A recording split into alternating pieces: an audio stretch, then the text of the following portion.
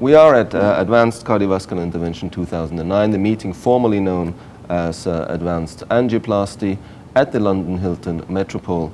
It is day 3 of the meeting. It's almost coming to an end, and I'm here to collect some impressions from delegates and the organizers.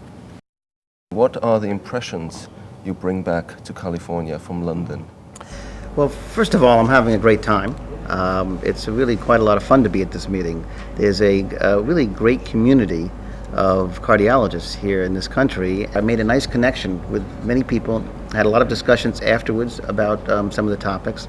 Today, sitting in the sessions, really enjoyed the interaction. We had some angio review sessions that were excellent. I just saw some wonderful presentations of very important trials, Cardia, BBC, BSIS trials, and all done with a great spirit of cooperation as an interventional cardiology community to explore research and education and patient care.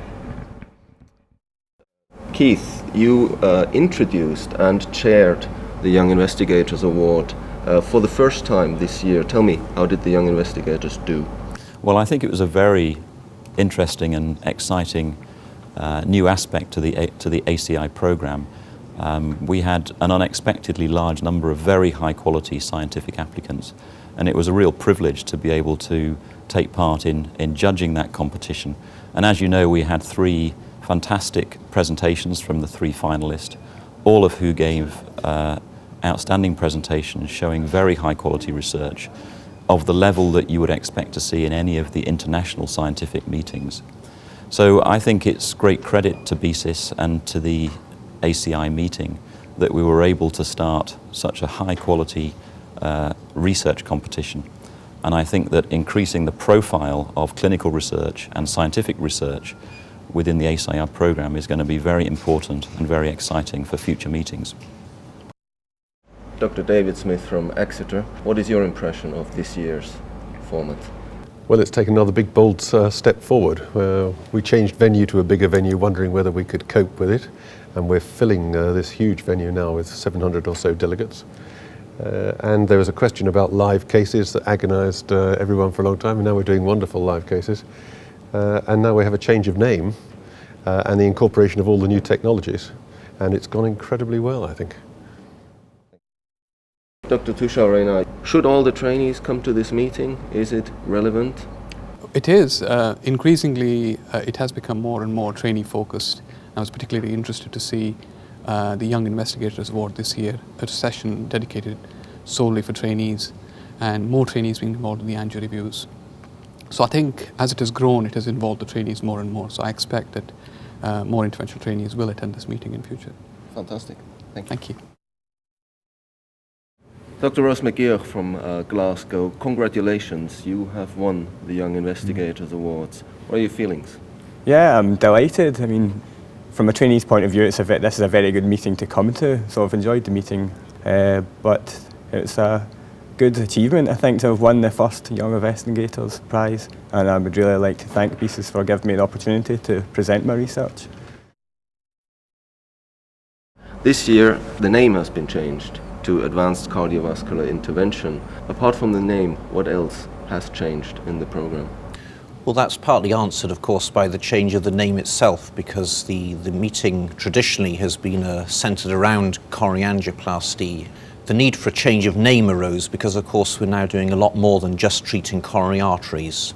And it's now accepted that the percutaneous approach to the treatment of heart disease extends way beyond the coronary tree.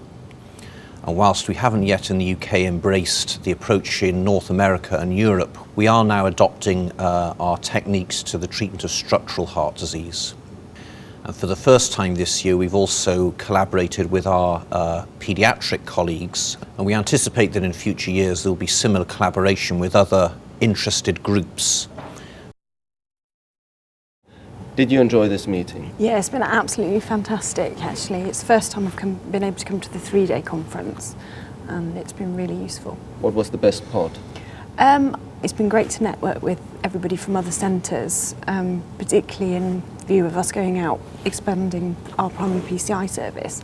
So that's been really useful, and just looking at all the data And today, actually seeing the results of the trials that we've been involved with has been really good as well. Excellent. You're a cardiac physiologist and you're a radiographer, both from Maidstone. Now tell me, did you enjoy this meeting? Yes, I did, definitely. It's been really good. What Really was useful. the best about it? Overall, definitely the meetings were really useful. And the chocolate. And the chocolate, I would say the chocolate fountain. Should have been bigger though, is the only thing I'd say. Will you come back next year? Fabulous, yeah, definitely. And I'd recommend my team to come back next year as well. Thank you very much. I'm with Dr. Mark de Belde, BSIS President, and also the President of the Program Committee. The meeting is coming to an end. What were your personal highlights? Well, it's all been terrific, and the Programme Committee have done a fantastic job putting a lot of talent together. But for me, the live cases have been a real hit. Edinburgh have done a fantastic job putting on some very complex cases. An absolutely brilliant dissertation by Professor Cerise from the Thorax Centre really made the first day a terrific event. Added on to that, of course, we've gone into the structural heart disease world. The other things that we're really wanting to concentrate on are trying to get material within the body of the meeting for trainees in particular. We're trying to develop the academic component and the research side of the meeting. And we, of course, all the non-medical cath lab staff, we're hoping that they find something very useful and educational for them as well. And the last highlight has to be Paul Tierstein's outstanding lecture, which was educational, funny, but he uses wit in a really very, very interesting educational way where every joke has a point. Let me ask you one final question. What happened in the bar last night?